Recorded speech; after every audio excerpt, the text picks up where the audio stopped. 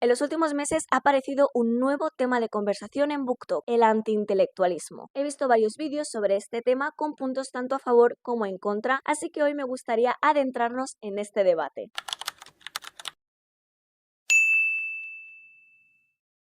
Pero empecemos por el principio. ¿Qué es el antiintelectualismo? El antiintelectualismo puede definirse como la hostilidad o el rechazo hacia los intelectuales y la actividad intelectual. Los autonombrados antiintelectuales se presentan como defensores del pueblo, ya que consideran que la educación superior está alejada de las preocupaciones de la gente común y de la mayoría. Sin embargo, también se puede mirar desde otro foco. Isaac Asimov dijo que el antiintelectualismo es el culto a la ignorancia. Ha sido una constante en nuestra historia política y cultural, promovida por la falsa idea de que la democracia consiste en que mi ignorancia es tan válida como tu conocimiento. Y este es otro enfoque más crítico que argumenta que el antiintelectualismo es una herramienta usada política y socialmente para hacer la gente más ignorante y que también sean así más manipulables. Y un ejemplo real de esto sería una campaña de marketing que lanzó Diesel en 2010. Bajo el eslogan Be Stupid publicaron carteles como estos que literalmente hacían apología a la estupidez. Así que digamos que el antiintelectualismo tiene dos vertientes. Por un lado, los autonombrados antiintelectuales como protesta ante el conocimiento distante y limitado por las clases, y por otro lado, el antiintelectualismo como una herramienta de manipulación de masas. ¿Y qué tiene esto que ver con los libros? Pues es que últimamente este mismo debate se ha estado aplicando a la literatura por entretenimiento versus la lectura de culto. Por un lado, tendríamos a personas que critican la reducción de los libros a tropos, las recomendaciones express, el consumo acelerado de libros, y por otro lado tenemos a las personas que tildan a las primeras de pedantes y que defienden el que cada uno lea lo que quiera. Así que vamos a ello. ¿Hay libros que tienen como mero fin el entretenimiento? ¿Hay libros que todo lo contrario? ¿Qué opción nos hace mejores lectores? Estas son algunas de las preguntas que nos planteamos en este debate. Existen los libros que se han creado con el mero fin de entretener y existen los lectores que disfrutan exclusivamente de este tipo de lectura. Y es que personalmente no entiendo este movimiento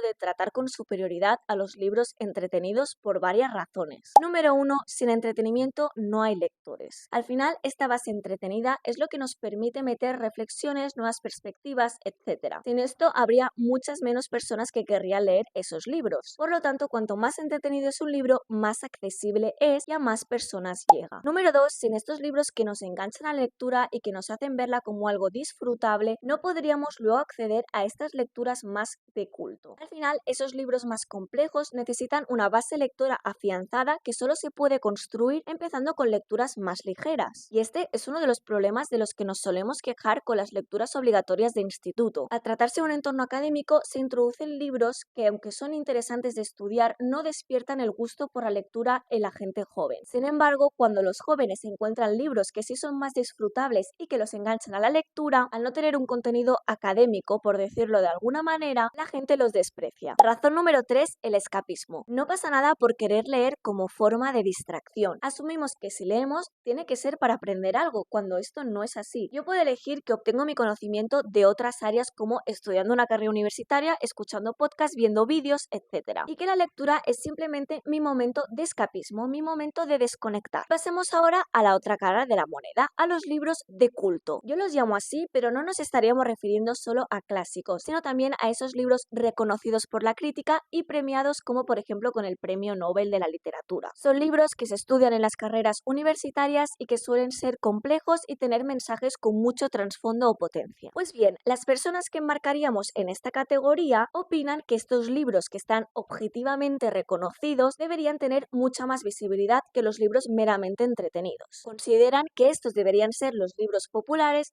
porque están muy bien escritos y dan voz a temas muy extremos o complejos. Pero no sé si ya lo estáis notando, pero yo veo aquí una tensión, veo un problema. Categorizar no solo a los libros, sino a los lectores en dos categorías, A o B, blanco o negro, sí o no, es extremadamente reduccionista. Considero que la literatura como forma de arte es una de las áreas más subjetivas y con más diversidad de opiniones. Por eso dar no solo a los lectores, sino a los escritores dos opciones es muy limitante. ¿Y de dónde viene esta tensión entre los lectores, estos conflictos que estamos viendo en redes? Pues para mí la respuesta es clara. Existe la idea de que solo podemos ser uno u otro. O eres un lector por entretenimiento o eres un lector de clásicos. Y esto no tiene ningún sentido porque los lectores contenemos multitudes y vamos evolucionando según nuestra trayectoria, no solo lectora, sino personal. Y aquí os voy a contar un poco mi situación. A mí siempre me ha gustado leer y siempre he leído mucho, pero cuando acabé el bachillerato humanístico estaba muy quemada con la lectura. Por eso estuve un año prácticamente sin leer y un día, sin saber nada de estos libros, cogí Una corte de rosas y espinas. Ese libro me abrió un mundo y empecé a leer como nunca en mi vida había leído. Empecé a leer mucho más y a descubrir toda una serie de libros que no sabía que existían y que me encantaban. Me hacían volver a disfrutar como hacía años que no lo hacía. Y así han sido los últimos 3-4 años de mi vida. Sin embargo, ahora siento que estoy empezando a cambiar. Esos libros que hasta ahora me han encantado, ahora simplemente no me enganchan tanto o no me llaman tanto la atención. Y me estoy viendo atraída por nuevos tipos de historias y nuevos géneros. ¿Eso significa que lo que he leído hasta ahora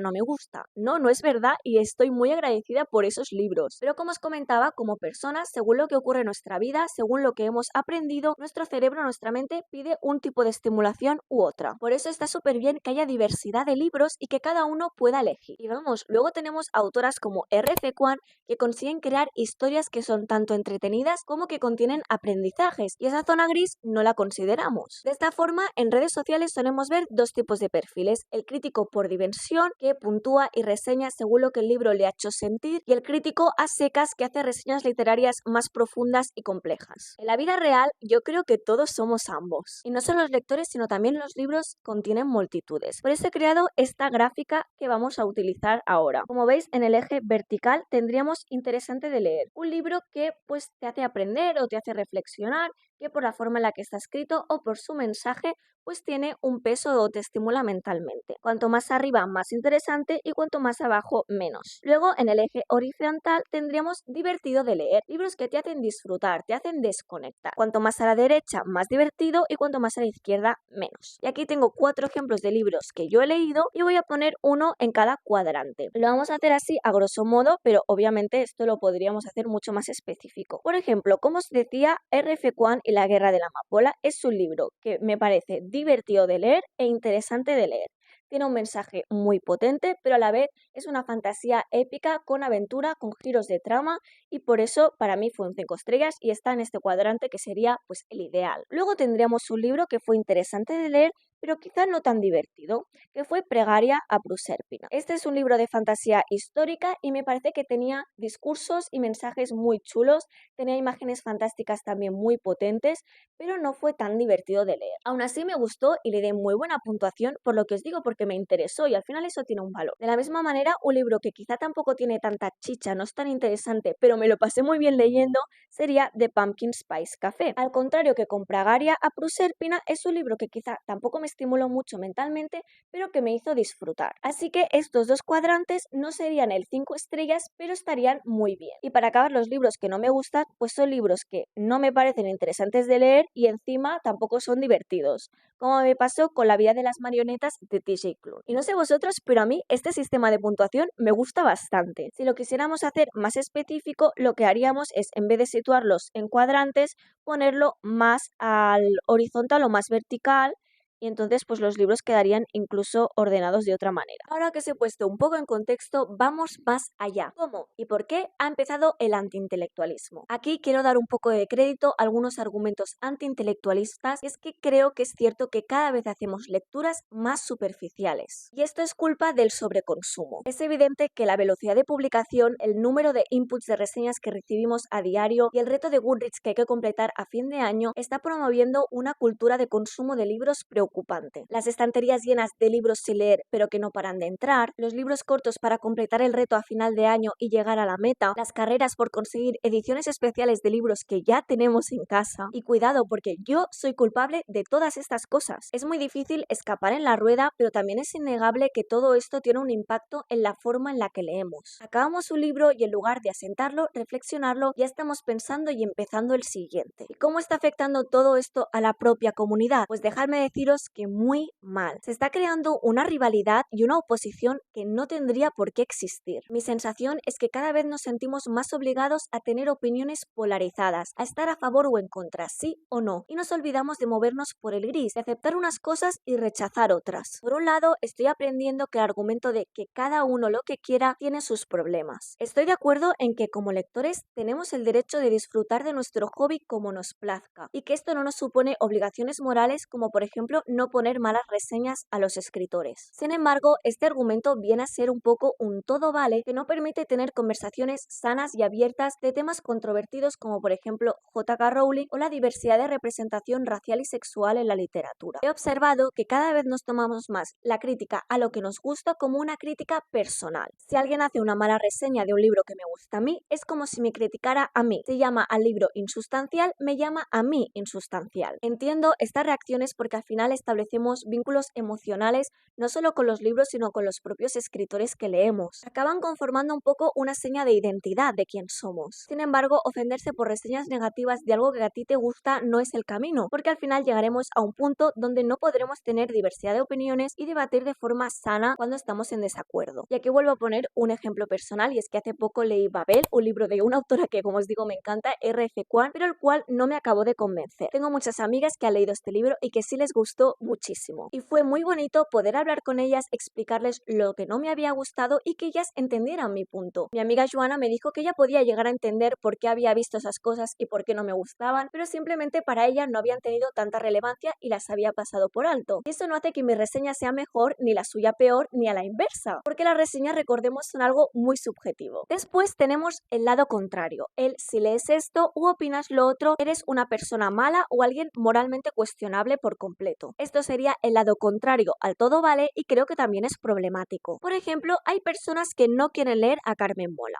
Por si no conocéis esta polémica, Carmen Mola es realmente un seudónimo que utilizan 3 hombres para escribir thriller. Hay muchas personas que se sienten incómodas con todo esto porque son hombres utilizando un seudónimo de mujer, teniendo en cuenta toda la connotación que esto conlleva. Lo veo súper entendible. Sin embargo, hay personas a las que esto no les importa e igualmente quieren leer sus libros. ¿Eso los hace inmorales? Yo pienso que no. El debate de separar obra y autor, aparte de que es otro tema, creo que es una decisión muy personal. Lo que siento es que hoy existe la exigencia de que seamos perfectos en todo, estemos posicionados en todos los debates y cuestiones. Y este concepto viene de mi novio, existe también un imperativo moral. Es decir, se plantea que hay una opción correcta, una opinión correcta y quien se sale de ella es alguien completamente inmoral. Hola, aquí Marta del futuro, estoy editando este vídeo y quiero hacer un apunte. Para que se entienda mejor un poco todo esto del imperativo moral, he encontrado un ejemplo en TikTok. Está dando razones por las cuales ella no se fiaría de una persona, de una booktoker o bookstagrammer, y una de ellas es justamente lo que os contaba de Carmen Mola. Es decir, que solo porque una persona lea a esos autores, ella ya no confiaría. Y me parece el ejemplo perfecto del imperativo moral. Eso que dice que solo por tener una opinión contraria a la de esa persona, ya no se fía de ella por completo. Y no tengo nada en contra de esta chica, pero sí que me parece que su vídeo es un buen ejemplo. Estos son cosas de booktokers de las que no me fío. Este vídeo se lo vi el otro día a una chica y yo hoy amanecí con el camino de la violencia y me apetece decir las cositas que hacen que yo desconfíe de un perfil de booktok. La primera, que yo creo que muchas estaréis de acuerdo conmigo, es cualquiera que lea / recomiende a los 3 señoros en gabardina. Me imagino que ya sabes de quién estamos hablando, pero si no, ya te lo cuento yo, y es Carmen Mola, que son 3 señoros en una gabardina, literalmente, que empezaron a publicar libros con un seudónimo de mujer. Y si tú no entiendes / no quieres entender, que puede ser que no quieras entender por qué esto está mal, tú y yo no nos entendemos. No, I don't get it. ¿Cómo se diría aquí? Yo creo que es que ya que te falta una patatina para el kilo. No, pero es que antes las mujeres utilizaban un seudónimo para poder publicar. ¿Por qué? ¿Por qué? Porque no las dejaban publicar.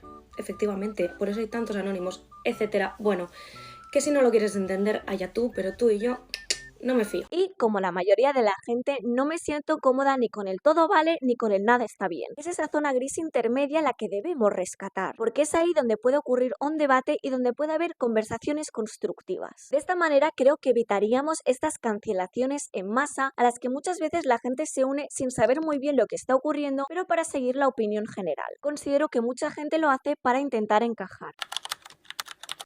Y después de toda esta conversación voy a intentar concluir de una forma más o menos clara. Últimamente estoy viendo 2 bandos en BookTok que no tienen por qué existir, ya que no tenemos por qué elegir entre literatura por entretenimiento o literatura de culto. En segundo lugar, esta rivalidad ha causado mucha más polarización de opiniones y que nos las tomemos como críticas personales. Por eso debemos recordar que la crítica al libro no es una crítica al lector y que también si alguien recomienda libros que no son afines a ti, puedes seguir a otra persona, porque alguien crea contenido contenido no tiene por qué leer de todo. Cuando los lectores empezamos a compartir lo que leemos, es para eso, para compartir lo que a nosotros nos gusta leer. Pienso que la gente no tiene derecho a exigirnos que por compartir lo que nos gusta debamos diversificarlo todo. Y para acabar, creo que a causa de las redes todo se exagera un poco. BookTok no es el origen de los malos libros. Estos han existido siempre. Y si me preguntáis, no veo la diferencia entre libros como Acotar o El corredor del laberinto. Son, como los llama uno de mis creadores de contenido favoritos, potato chip books, libros patata frita, que son para sentarte en el sofá y consumir rápidamente y de forma entretenida y gustosa. Y con esto daría por finalizada mi aportación a este debate. Es un tema del que he reflexionado mucho y en el que me ha costado llegar a conclusiones, porque como he reivindicado en este vídeo, creo que no es para nada blanco o negro. Por eso estoy deseando saber lo que opináis vosotros sobre este tema y que me lo compartáis en los comentarios. Os estaré respondiendo y nos vemos en el próximo vídeo.